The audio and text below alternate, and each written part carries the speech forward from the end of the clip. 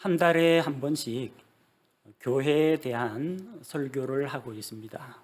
성경에 등장하는 여러 교회들을 살펴보면서 각 지역 교회들이 어떠한 특징들이 있었고, 또 어떠한 배울 만한 점이 있었고, 또 어떤 점을 더 보완하고 시켜 나가야 할지 우리가 살펴보고 있습니다.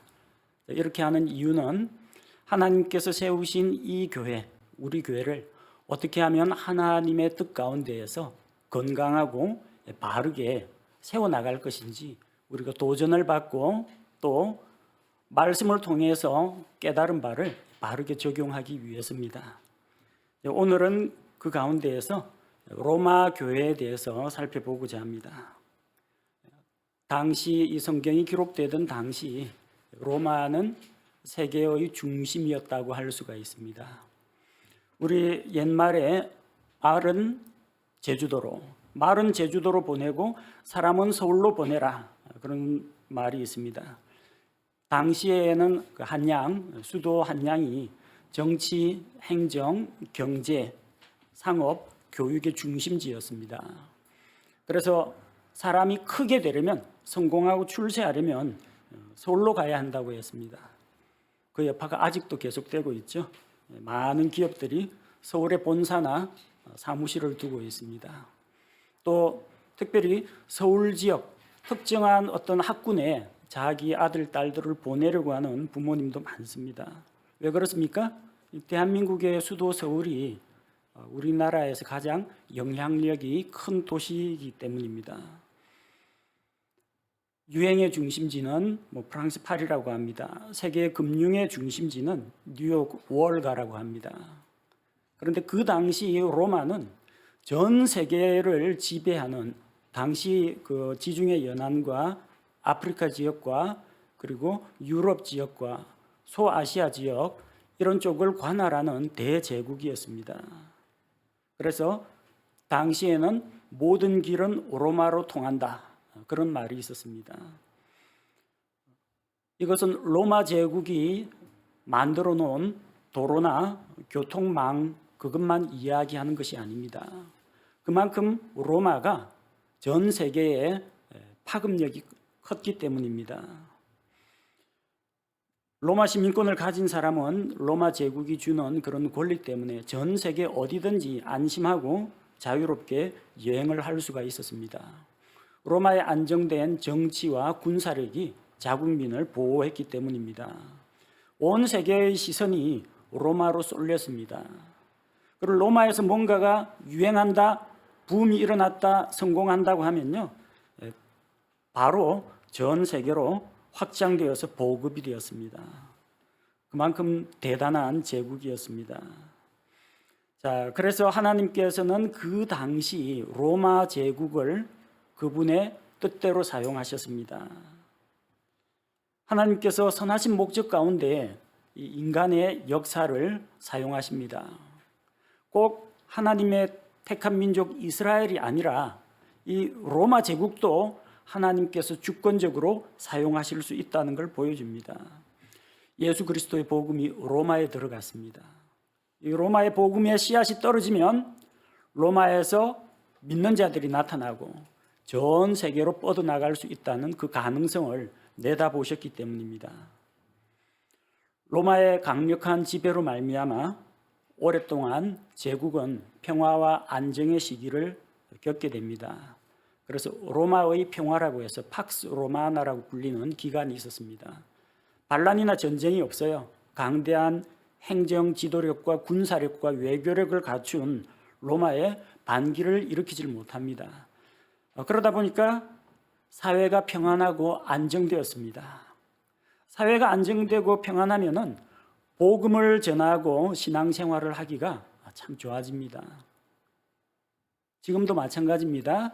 우리 대한민국이 자유롭고 평화롭고 갈등과 분쟁이 끝나고 잘 화합하고 국민이 한마음이 되고 이런 상황에서는 우리가 신앙생활을 하기가 좋습니다.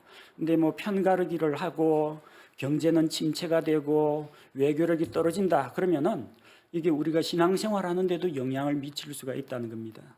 우리는 국가와 민족을 위해서 기도해야 됩니다. 사회가 안정되도록 그리스도인으로서 마땅히 기도해야 합니다. 특별히 위에 있는 지도자, 권세를 잡은 사람들이 하나님을 두려워하고 우리 국민을 섬기도록 기도해야 됩니다. 로마의 그런 평화의 시기가 하나님께서는 복음이 확장되는 그런 시기로 사용하셨다는 것을 기억해야 합니다. 또한 로마에 발달한 도로, 교통, 통신망, 이것은 복음이 세계로 퍼져나가는 그런 통로가 되었습니다. 치안이 허술하고 도로망도 좁고 그러면은 사람들은 해적이나 산적들의 위험을 무릅쓰고 여행을 해야 되고 복음 전도자들에게도 큰 해가 됩니다. 그러나 발달한 해상교통로와 발달한 도로망이 있기 때문에 얼마든지 복음을, 하나님의 말씀을 널리 전파할 수 있었던 겁니다. 로마의 영향력 아래에서 언어가 통일이 되었습니다. 로마 제국과 함께하는 로마 제국의 영향력 아래에 있는 수많은 민족과 국가가 있었습니다. 그런데 언어가 통일되어 있었어요. 각종 행정 서류는 라틴어로 나갑니다. 로마 제국의 법령 같은 것은 라틴어로 나가요. 근데 사람들이 일상적으로 생활하면서 사용하는 언어는 그리스어였습니다. 말하자면 정치적으로는 로마 제국, 문화적으로는 그리스 문화권, 헬라 문화권이었습니다. 언어가 통일되니까 뭐가 좋아요? 하나님의 말씀을 한 언어로 기록하면 됩니다. 신약 성경은 그리스어로 기록됐습니다. 이 부족 저 부족 말을 성경 기록자들이 다 알 필요가 없었어요. 그냥 당대에 널리 사용하는, 보편적으로 사용하는 그리스어로 신약 성경을 기록했습니다. 로마의 지배력이 미치는 모든 지역에서 그리스 성경, 그리스 말로 복음을 전하면 다 통하게 되어 있습니다.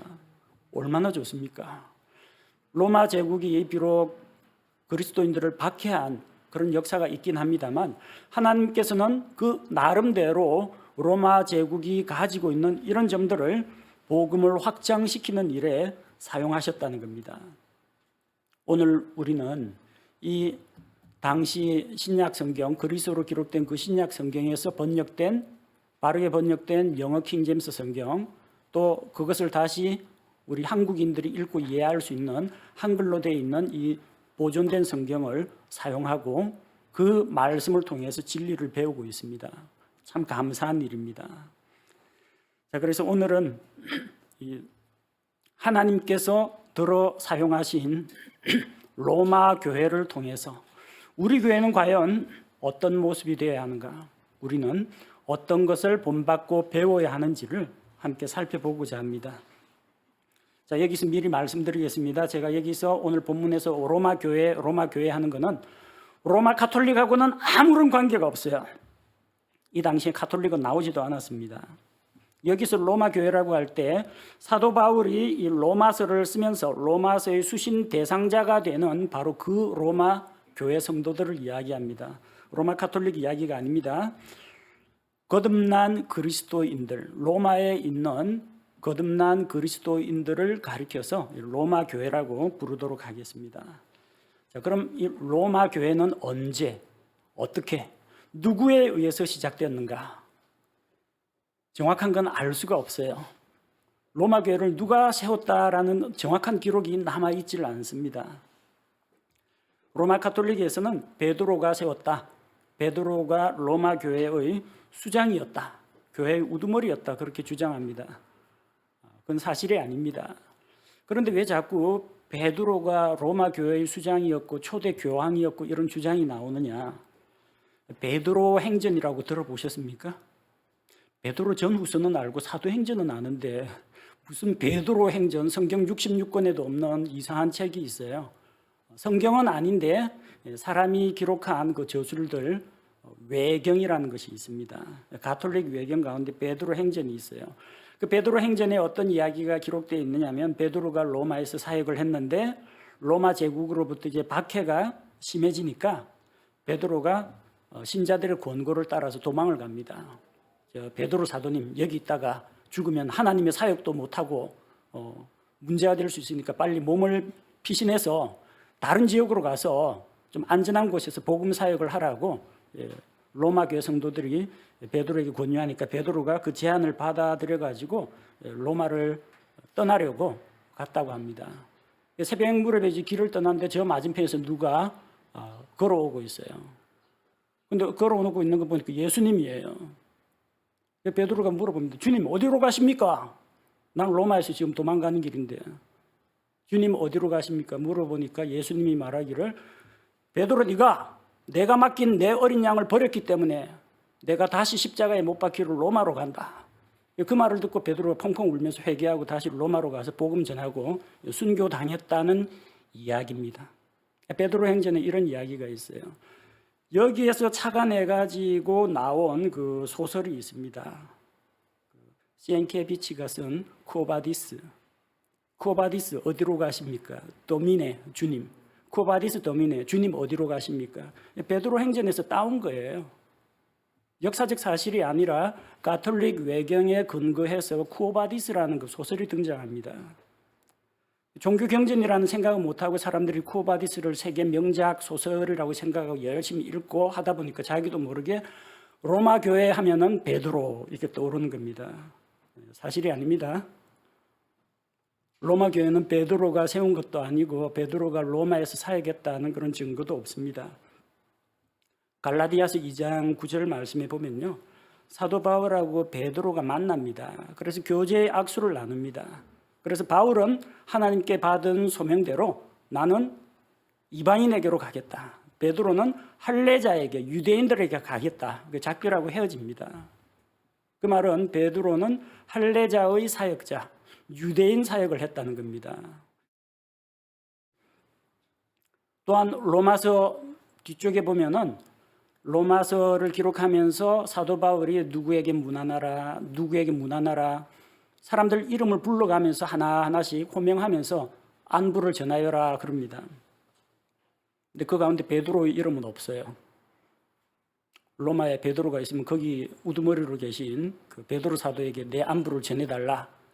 본문에 적어도 아니면 작별 인사말이라도 한마디쯤 나올 만한데 베드로 이름이 전혀 등장하지 않습니다. 바울은 복음을 전하다가 로마로 가서 황제 앞에서 재판을 받겠다고 로마로 갑니다. 그래서 로마의 감옥에 갇혔습니다. 여러 차례 감옥에 갇혔습니다. 그럼 바울이 하나님의 일꾼인 바울이 로마에 그렇게 갇혀 있다고 하면요. 만약에 베드로가 로마에 있다면 한 번쯤 와야 되는 거 아닙니까? 서로 원수진 것도 아니고 같이 복음을 위해서 협력하는 사역자인데 한 번도 베드로가 찾아왔다는 이야기는 없어요. 뭘 이야기합니까? 베드로가 로마에 없었다는 것, 베드로가 로마 교회를 세우거나 로마 교회를 위해서 무슨 사역을 한 일이 없다는 것을 보여줍니다.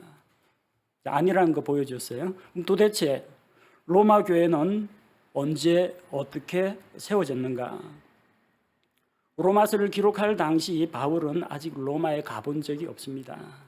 그래서 아직 얼굴도 보지 못한 너희와 내가 그토록 만나보기를 원한다. 로마에 가고자 하지만 여러 번 길이 막혔다. 그 말은 아직까지 안 가봤다는 이야기입니다. 그러니까 바울이 로마에 복음을 전한 일은 로마에 가서 복음을 전하고 교회를 개척한 일은 없었다는 이야기입니다. 바울 스스로 이야기합니다.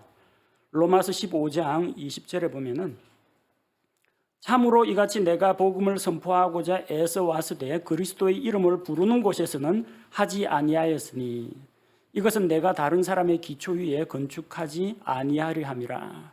바울은 아직까지 복음이 안 들어간 지역에서 복음을 전하려고 했지 누군가가 터를 닦고 있고 거기다 복음을 전했으면 거기에는 자기가 가지 않으려고 했습니다. 다른 사람이 닦아놓은 터 위에 자기가 복음을 선포하는 것은 피했다는 겁니다. 이미 그리스도의 복음을 부르고 있는 곳에는 복음을 선포하지 않으려고 했어요. 그곳에는 로마서를 읽어보면 이미 복음이 선포되어 있고 또 그들은 믿음이 있었고 그 믿음이 온 세계에 뻗어나가고 있었다는 겁니다. 바울이 한 게 아니에요. 사도행전 18장 1절에서 2절 보면 바울이 아직 로마로 잡혀가기 전입니다. 로마에서 온 브리스길라와 아굴라가 있습니다. 유대인입니다. 그리고 예수님을 믿고 구원받은 사람들이에요. 하나님의 일꾼들입니다. 로마 황제의 칙령에 의해서 유대인들은 전부 다 로마에 있지 말고 떠나라. 그래서 로마에서 추방당했어요. 왔는데 바울을 만났습니다. 브리스길라와 아굴라 부부는 이미 예수님을 믿고 있었다는 이야기입니다. 바울은 아직 로마에 가보지도 못했는데 그 로마에 벌써 믿는 사람들이 있었어요. 그리고 바울이 배를 타고 로마로 항해를 하죠. 풍랑을 만나고 멜리데 섬에 표류됐다가 다시 로마로 들어가는데 바울이 로마에 온다 이야기를 듣고 로마에 있는 형제들이 우르르 환영하러 나옵니다. 사도행전 28장 15절에 바울은 지금 처음 로마 가는 거예요. 사도행전 28장 15절에 형제들이, 바울의 남동생이나 바울의 형님이란 이야기가 아니라 그리스도 안에 있는 형제들입니다. 형제들이 우리에 대하여 듣고 거기서부터 멀리 아피 광장과 새 여관까지 우리를 맞으러 나오매 바울이 그들을 보고 하나님께 감사를 드리며 용기를 얻으니라. 로마에 갔는데 복음의 볼모지가 아니에요. 형제들이 바울이 왔다고 하니까 맞이하러 나옵니다. 그걸 보고 바울은 로마에 와서 여기에도 하나님을 믿는 형제 자매들이 있구나. 여기에도 하나님의 자녀, 하나님의 백성이 있구나. 마음에 큰 위로를 얻었습니다. 감사를 드렸습니다. 용기를 얻었습니다. 이미 바울이나 다른 사도들의 영향력이 미치기 전에 로마에는 복음이 선포되어 있었다는 겁니다. 언제 복음이 들어갔을까? 우리는 성경을 통해서 한 가지 단서를 발견할 수가 있어요. 사도행전 2장 10절 말씀을 보면요, 오순절에 예루살렘을 방문한 유대인들이 있습니다. 오순절은 큰 명절이기 때문에 천하 각지에 흩어져 사는 유대인들이 다 예루살렘 성전으로 모여야 합니다. 거기 어떤 사람들이 모였느냐? 사도행전 2장 10절에 보니까 부르기아와 밤빌리아와 이집트와 구레네 부근의 리비아의 여러 지방에 거하는 사람이고 또 로마에서 온 나그네, 곧 유대인과 유대교 개종자와 로마에서 온 나그네들이 있었어요. 로마에서 온 흩어져 사는 유대인 혹은 유대인 개종자가 오순절에 와가지고 복음의 말씀을 들었습니다. 자기들 삶의 터전은 로마에 있어요. 오순절 명절 때문에 방문한 겁니다. 명절 끝나고 예루살렘 교회에서 교제가 끝나고 더군다나 예루살렘 교회에 핍박이 일어났을 때 그들은 돌아갈 곳이 있었어요. 로마에서 왔으니까 로마로 돌아갔겠죠. 그냥 돌아간 게 아니라 복음을 받아들이고 예수 그리스도를 믿고 돌아갔다는 겁니다. 그래서 거기 믿는 사람들이 있었고 자기 주변에 있는 사람들에게까지 복음을 전하고 자체적으로 거기에 교회가 형성된 겁니다. 바울 사도가 세운 것도 아니요, 베드로 사도가 세운 것도 아니요, 다른 사도들이 누가 로마에 가서 개척 사역을 한 게 아닙니다. 이름도 알 수 없는 오순절 명절 지키러 왔다가 뜻밖의 성경에 기록된, 구약 성경에 기록된 메시아 예수 그리스도를 만나고 변화된 사람들이 로마에 복음을 전한 겁니다. 교회는 꼭 이렇게 무슨 사도가 개척 사역을 해서 되는 게, 교회가 형성되는 게 아니라 정말 예수 그리스도의 복음의 말씀을 믿고 확신하는 사람들, 주님께 헌신된 한 사람 두 사람의 이런 성도들이 모여가지고 교회를 세우는 겁니다. 로마 교회는 어떤 모습이었을까? 우리는 로마서 1장에서 16장까지를 살펴보면서 로마 교회가 어떤 모습, 어떤 신앙을 가졌는지 살펴볼 수가 있습니다. 첫째로 로마 교회는 가정교회의 형태로 모였습니다. 초창기에는 대부분의 교회가 예배당이 없었습니다. 예배당 건물 없이 가정에서 예배드리고 가정에서 교제를 나누었습니다. 예루살렘 교회 역시 마찬가지입니다. 마가 요한의 어머니 마리아의 집에서 모여가지고 기도하고 교제를 나눴습니다. 로마서 16장 3절에서 5절에 보면 바울이 브리스길라와 아굴라에게 인사하는 내용이 나옵니다. 뭐라고 인사하냐면 그들의 집에 있는 교회에 문안하라고 합니다. 브리스길라와 아굴라 부부가 자기 가정을 오픈해가지고 성도들에게 개방했습니다. 우리 집에서 모여서 예배 드립시다. 교제 나눕시다. 여기서 우리는 교회가 무엇인지, 교회는 예배당 건물이 아니라는 것을 알 수가 있습니다. 교회는 믿고 구원받은 사람들의 연합체입니다. 성도들의 연합체가 교회입니다. 가정에서 모일 수도 있습니다. 상가 건물에서 모일 수도 있습니다. 어떤 교회처럼 어떤 학교 강당을 빌려가지고 필요할 때만 모일 수도 있습니다. 혹은 독립된 땅과 건물을 가진 교회도 있습니다. 예배당의 형태가 중요한 게 아닙니다. 믿고 구원받은 사람들이 하나로 연합할 때 그게 지역교회를 이룬다는 겁니다. 우리 예배당 환경이 지금 하나님 주신 것만 해도 참 감사드립니다. 또 하나님께서 또 다른 곳으로 가라 명하시면은 예배당은 얼마든지 옮길 수 있습니다. 중요한 것은 건물이 아니라 이 자리에 계신 우리 성도 한 사람 한 사람, 지금 우리의 영상 예배에 참여하고 있는 한 분 한 분, 그 성도들의 모임이 교회라는 것을 기억해야 합니다. 여러분, 교회를 사랑하십니까? 예배당 잘 관리하고 청소하고 필요한 거 갖다 두고 이런 섬김도 필요합니다. 근데 교회를 진짜 사랑한다면 누구를 사랑해야 돼요? 성도들을 사랑해야 됩니다. 목사가 교회를 위해서 일한다고 하죠. 제가 여기 와서 전기공사나 무슨 목공 일을 하는 건 못합니다. 뭘 합니까? 성도님들을 섬기는 일을 합니다. 교회는 성도들의 연합체입니다. 주님의 몸된 교회를 섬긴다는 것은 성도들이 서로가 서로를 섬기는 것을 의미합니다. 우리 교회가 나아가야 할 방향이 그것입니다. 건물이나 장소가 아니라 성도들이 서로 화목하고 사랑하고 존중하고 섬기는 교회가 바로 주께서 기뻐하시는 교회의 모습입니다. 둘째로는 로마 교회 안에는 다양한 사람들이 들어왔습니다.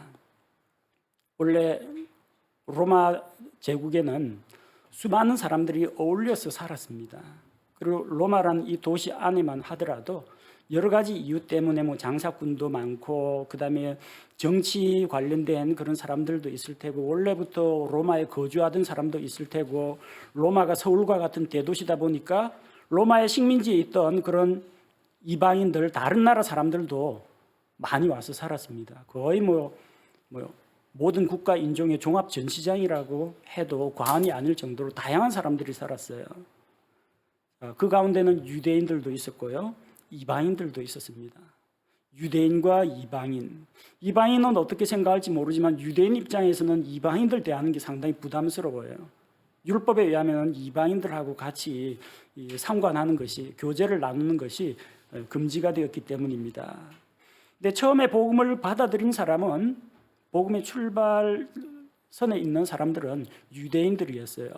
오순절에 명절 지키러 갔던 그 유대인들이 돌아와가지고 주변에 복음을 전하고 그들 중심으로 교회가 형성되었기 때문입니다. 그 유대인들을 통해 가지고 유대인 개종자들 그리고 또 주변에 있는 이방인들에게까지 복음이 전해졌던 겁니다.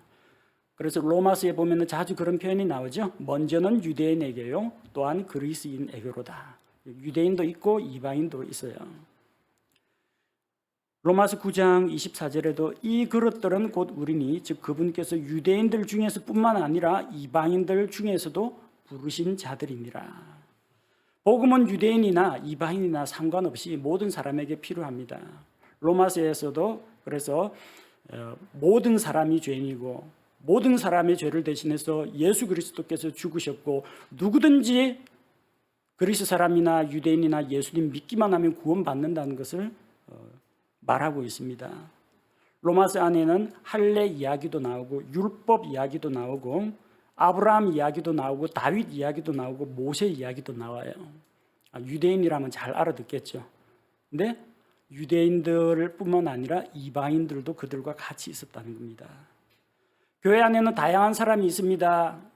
로마 제국 안에서 부자도 있었고 가난한 자도 있었고 나이가 많으신 분도 있었고 나이가 젊은 쪽도 있었고 믿음이 강한 사람도 있었고 아직까지 믿음이 어린 사람도 있었어요. 그런 다양한 사람이 있는데 교회가 유지되었다는 게 얼마나 놀랍고 신기합니까? 교회 안에 종종 다툼이나 분열이 일어납니다.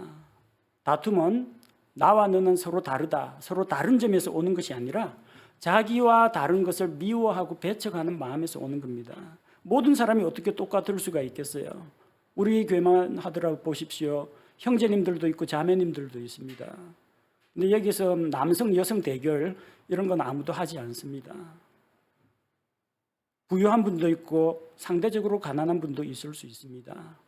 나이 많으신 어르신부터 저기 유치부 꼬마까지 다 있어요.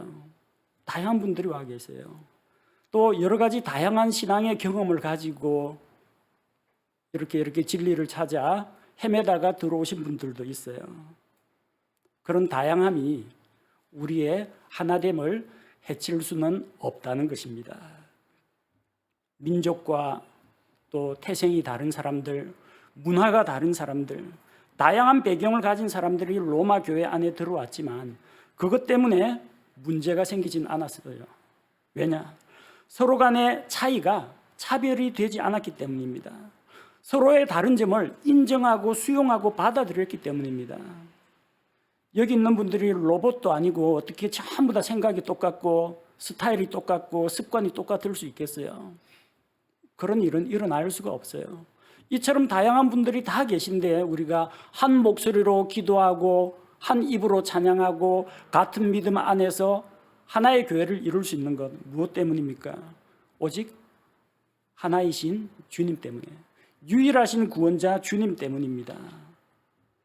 우리 성도들 로마 교회처럼 비록 서로 간에 의견이 다를 수도 있고 삶의 경험이 다를 수도 있고 뭐 정치 성향이라든지 개성이 다를 수도 있지만 그게 우리가 가지고 있는 복음의 진리를 억압할 만한 그런 일들은 아닙니다. 우리는 예수 그리스도의 진리의 말씀 가운데에서 하나님의 은혜 가운데에서 그런 사소한 차이점들은 극복하고 또 서로가 서로를 용납하고 인정하는 가운데에서 한 마음을 이루는 그런 교회가 되어야 합니다. 셋째로 로마 교회는 어떤 교회냐? 바른 교리 위에 세워진 교회였습니다. 로마서 1장 12절 말씀을 보면 이것은 곧 너희와 나 사이의 공통된 믿음으로 말미암아 내가 너희와 함께 위로를 받고자 함이라. 공통된 믿음이라고 했어요. 바울하고 로마 사람들하고 뭐 비슷한 점 찾자면 몇 개 안 나옵니다. 오히려 다른 점이 더 많을 거예요. 바울은 유대교 영향을 받은 사람이고 히브리 사람이에요. 로마 시민권은 가지고 있지만 삶의 경험도 달라요. 자, 그런데 한 가지 같은 게 있어요. 믿음이 같아요. 공통된 믿음. 너희와 나 사이의 공통된 믿음은 바울이 가지고 있던 똑같은 믿음을 로마 교회 성도들이 가지고 있었다는 겁니다. 바울이 이단 교리 믿었을 리는 없죠. 바울은 복음의 핵심, 하나님의 진리의 말씀을 믿었습니다. 그 바울이 가지고 있는 믿음하고 로마 교회의 믿음이 똑같다는 이야기입니다. 그래서 바울이 로마서를 기록하면서 한 번도 그들이 잘못 알고 있는 것들에 대해서 지적을 한다든지 혹은 그들이 진리에서 떠났다고 해서 꾸짖거나 책망하지 않습니다. 다른 서신서 보면은 문제점 지적하는 것이 나와요. 골로새 교회처럼 뭐 이상한 천사 숭배라든지 이런 거 하는 사람들이라든 갈라디아 교회에서 율법주의로 돌아간 사람들이 교리적으로 잘못된 거는 서신서에서 책망하고 바로잡습니다. 고린도 교회에서 내부에 무슨 문제가 있다 그러면은 부활이 없다 뭐 이런 사람들이 있으면은 아예 15장 한 장 고린도전서 15장 통째로 부활에 대해서 설명을 하면서 너희가 이걸 믿어야 된다 바로 잡아줍니다. 근데 로마서에서는 교리적으로 잘못된 것을 바르게 잡는 이야기는 하나도 나오지 않습니다. 비록 어떤 유명한 사도가 세운 그런 교회는 아니지만 로마 교회가 바른 말씀, 바른 믿음 위에 착실하게 서서 성장하는 교회였다는 겁니다. 로마 교회 성도들이 바른 교리 위에 설 수 있었던 이유가 무엇이겠습니까? 그들이 받은 확실한 하나님의 말씀 때문이었습니다. 유명한 목사나 명설교가가 로마를 방문해서 가르친 것이 아니라 그들에게 전파된 확고한 하나님의 말씀이 그들을 바르게 세워줬던 겁니다. 그래서 우리 모든 성도들이 무엇보다도 진리의 말씀을 사모하고 그 말씀에 믿음의 뿌리를 내려야 합니다. 성경 말씀 부지런히 읽으시고 또 온라인상으로 제공되는 우리 성경 강의 자료, 성경 공부 자료들 우리 교회에서 많은 자료들을 보유해서 인터넷에 계속 올리고 있습니다. 열심히 진리의 말씀을 바르게 배우고 성장하면은 로마 교회처럼 올바른 교리 위에 굳건한 믿음 위에 세워질 수가 있는 것입니다. 우리 교회도 이런 교회가 되었으면 좋겠습니다. 네 번째로 한 가지 로마 교회에 대해서 사도 바울이 지적한 게 있습니다. 로마 교회 안에 필요했던 게 뭐냐면 서로 간에 덕을 세우는 것이 필요했습니다. 덕을 세우는 것. 그들이 믿는 믿음이나 교리에는 전혀 문제가 없었어요. 믿고 구원받는 본질적인 문제가 아니라 사소한 문제 때문에 의견 다툼이 일어났다는 겁니다. 그것도 별거 아니에요. 뭐 가지고 다투느냐? 먹는 거 갖고 다투었습니다. 먹는 거. 고기를 먹을 것인가 말 것인가. 육식 채식 이야기가 아니라 당시에 이 그리스 문화가 지배하다 보니까 날마다 저 그리스 로마 신화에 나오는 올림푸스의 신들에게 제사를 드립니다. 제일 좋은 그 가축을 잡아가지고 제사를 드려요. 신전에 바치는 그 희생물이 엄청납니다. 그거 누가 다 먹어요? 사제들이 다 못 먹어요, 그거. 그래서 그렇게 좋은 고기로 희생 헌물을 드린 다음에 시장에다가 유통시킵니다. 싼값에. 그냥 두면 상하니까. 로마의 초창기 그리스도인들은 가난하고 못 사는 사람들이 많았어요. 중하류층 사람들이 많았습니다. 근데 그 배고픈 그리스도인들 가운데 정말 값싸게 몸보신할 수 있는 기회가 그 시장에서 파는 고기예요. 한번 저 올림푸스 신전에 바쳐진 우상에게 바쳐진 제물입니다. 믿음이 강한 사람은 우상의 제물은 아무것도 아니다. 이게 뭐 마귀가 먹고 간 것도 아니고 이거 먹으면 뭐 저주를 받는 것도 아니고 하나님께서 주신 모든 식물은 선함에 감사함으로 받으면 버릴 것이 없느니라 담대하게 먹습니다. 근데 또 양심이 여리고 예민한 사람은 그거 먹으면 뭔가 찝찝하고 기분이 안 좋아하고 못 먹어요. 기분 안 좋으신 분은 드시지 마시고요. 먹어도 괜찮다는 분은 감사함으로 하나님께 드리면 됩니다. 꼭 어정쩡하게 저 시댁에서 제사 음식이라고 먹으라고 하는데 안 먹으면 시어머니한테 혼날 것 같고 먹자니까 내 신앙 양심상 이거는 먹으면 그 조상에게 바친 그 제사 음식인데 먹으면 안 되는데 갈등 생기는데 마지못해 먹다가 꼭 탈납니다. 자기 믿음대로 해야 돼요. 그 우상에게 바친 그 고기를 먹느냐 안 먹느냐가 우리의 영생과 구원을 좌우하는 문제가 결코 아닙니다. 이럴 수도 있고 저럴 수도 있는 거예요. 각 사람마다 믿음의 수준이 다르고 양심에 여리고 강한 그 강도가 다른데 어떻게 일률적으로 모든 걸 이것이 법칙이다 제시할 수 있겠습니까? 그래서 그 먹는 사람은 못 먹는 사람을 비웃어서는 안 돼요. 그리고 먹는 사람이 먹는다고 해서 못 먹는 사람이 우상의 재물을 다 먹고 하고 비난해서도 안 돼요. 자기는 먹으면서 이 정도는 먹어도 되는데 아직 믿음이 어리구나 그렇게 깔보아서도 안 됩니다. 서로가 서로를 존중하면 돼요. 어떤 분이 저한테 참 난처한 질문을 하더라고요. 개고기를 먹어도 됩니까? 그러더라고요. 아니, 교회 안에서 개고기 가지고 하면 또 찬반론자 또 싸움 날 것 같아가지고 개고기 먹는 게 무슨 천벌을 받을 성경에서 금하신 어떤 죄는 아닙니다. 먹을 수도 있고 안 먹을 수도 있는 문제예요. 그런데 어느 집에 그 신방을 갔는데 그 집에 강아지 한 마리가 반려동물로 똘똘 돌아다니고 있는데 맛있겠다 그러면요 주인한테 결례입니다. 그 먹으려면 자기 혼자 조용히 가서 먹지 강아지 키우는 사람 앞에서 그런 말 하면 안 돼요.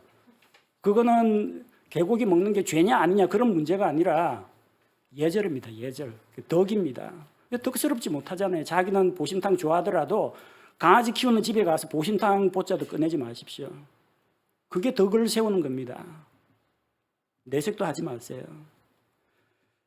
옳고 그름의 문제가 아닙니다. 진리와 비진리의 문제라면 여러분 피 터지게 싸워야 되는데 이건 진리와 비진리의 문제가 아니라 상대방을 배려하는 겁니다. 덕을 세우는 문제라는 겁니다.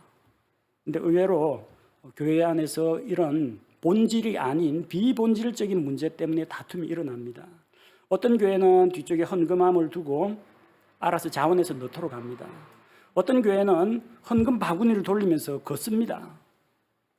어느 게 맞습니까? 정답은 없어요. 그 교회의 필요와 그 성도들이 의논해가 결정하면 되는 문제지, 이래야 된다 저래야 된다 어떤 법칙이거나 그걸 어겼을 경우 죄가 되거나 그런 건 아니라는 겁니다. 미국의 아주 엄격한 보수적인 그런 침례교회 가면요, 드레스 코드라는 게 있습니다. 복장 제한, 복장 규정이 있어요.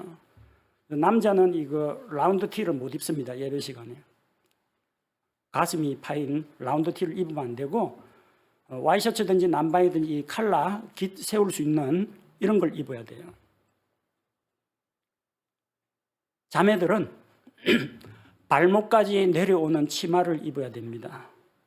허리를 딱 숙였을 때 치마가 무릎 위로 올라가면은 불합격입니다. 몸에 달라붙는 청바지나 진 종류를 못 입게 합니다. 성경 어디에 그런 게 있습니까? 없어요. 그럼 그 복장 규정 안 지키면 하나님께 죄 짓는 겁니까? 아닙니다. 그냥 하나님 앞에 예배드리고 그냥 교회 질서를 위해서 목회자와 성도 간에 합의해가지고 그런 규정을 만든 겁니다.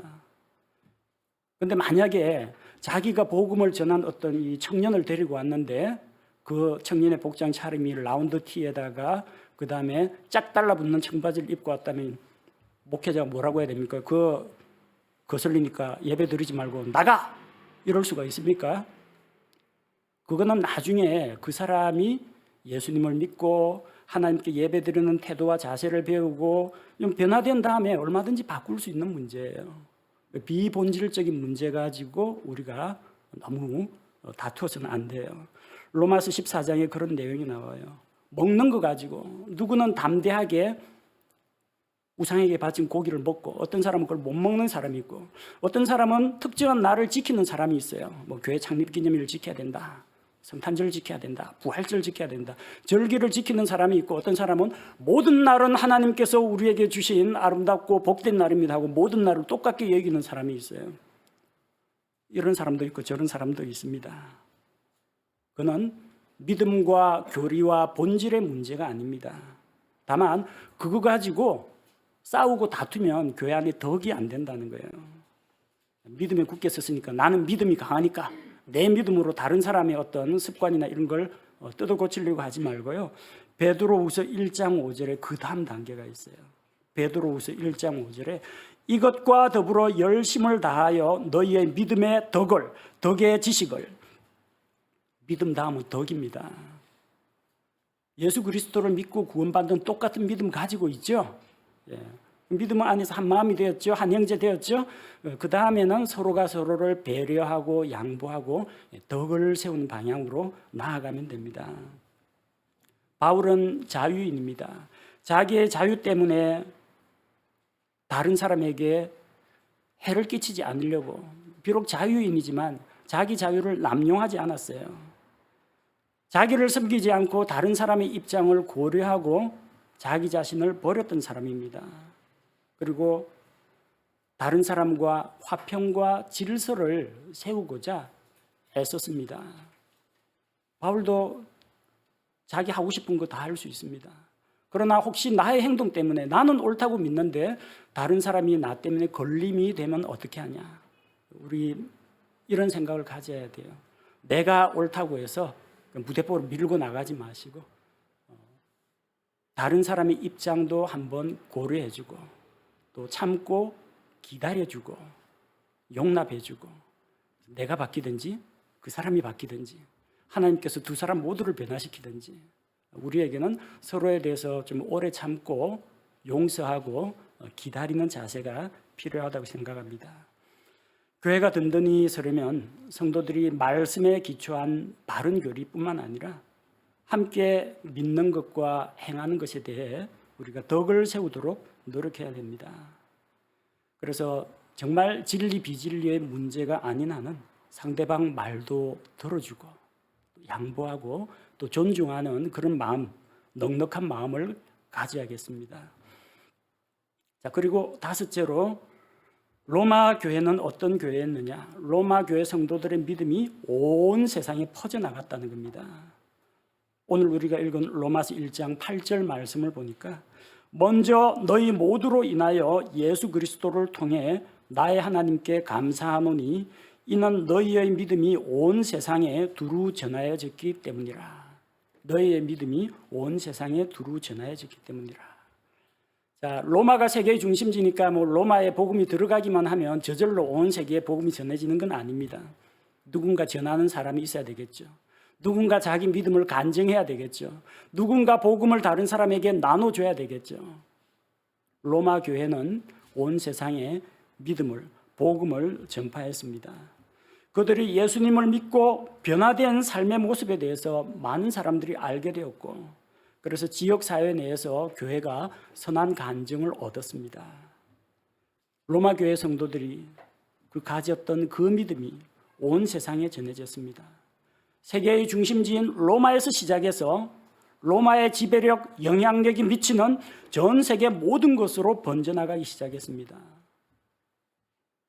로마 교회 성도들이 아마 직접 세계로 나가기도 했을 겁니다. 이동이 많으니까 뭐 이사를 간다든지 직장을 다른 지역으로 옮긴다든지 여행을 떠난다든지 그들이 직접 복음을 들고 가기도 했을 테고, 다른 곳에서 온 사람들이 로마에 방문했다가 로마에서 모이는 그런 지역교회에서 복음을 받아들이고 또다시 자기가 살던 고향으로 돌아가서 복음을 전하는 일도 있었을 겁니다.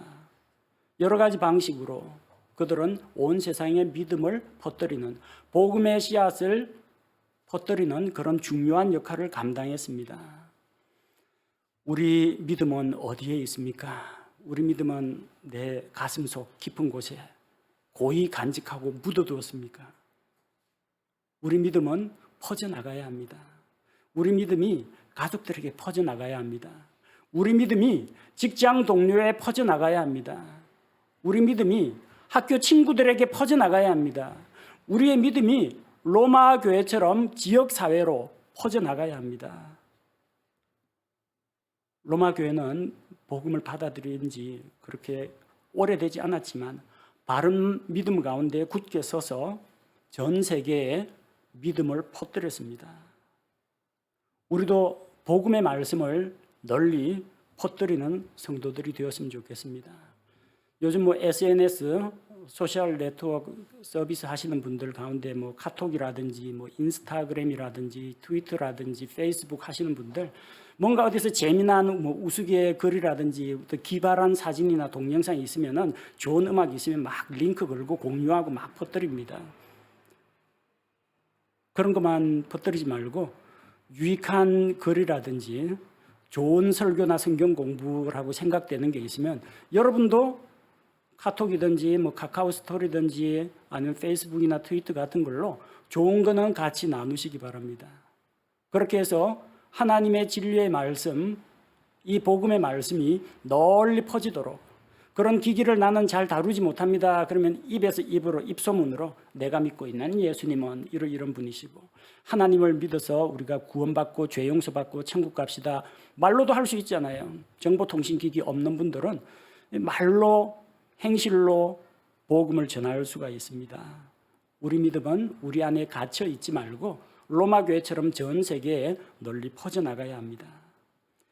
오늘 우리 로마 교회에 대해서 생각해 봤습니다. 로마 교회가 언제 누구에 의해서 어떻게 세워졌는지는 성경에 정확하게 기록이 나오지 않습니다. 확실한 것은 복음의 씨앗을 먼저 받아들인 누군가가 로마에 가서 그것을 퍼뜨렸을 거라는 것은 우리가 짐작할 수가 있습니다. 우리는 로마 교회로부터 무엇을 배워야 하겠습니까?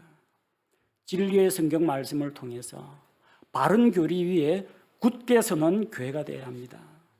성도들이 사랑 안에서 진리를 말하며 서로 권면하고 덕을 세우도록 해야 합니다. 그리고 로마 교회처럼 우리 믿음이 온 세상에 퍼져나가도록 우리가 복음을 퍼뜨려야 합니다. 하나님께서 우리 교회를 사용해 주시기를 기도합니다. 이 복음 사역에 주께서 우리 교회를 사용해 주셔서 우리 교회 모든 성도들을 영적으로 성장시키고 무장시켜 주시고, 그리고 복음의 말씀을 퍼뜨리는 이 귀한 사역에 우리가 쓰임 받기를 원합니다. 우리 함께 기도하겠습니다. 하나님 아버지, 오늘은 로마 교회의 모습들에 대해 살펴보고 말씀을 나누었습니다.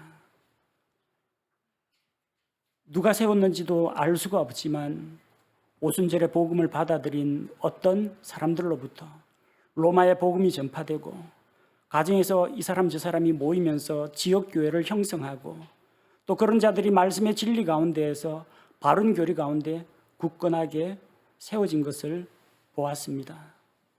하나님의 말씀이 살아있고 사람을 변화시킨다는 것을 보게 되었습니다.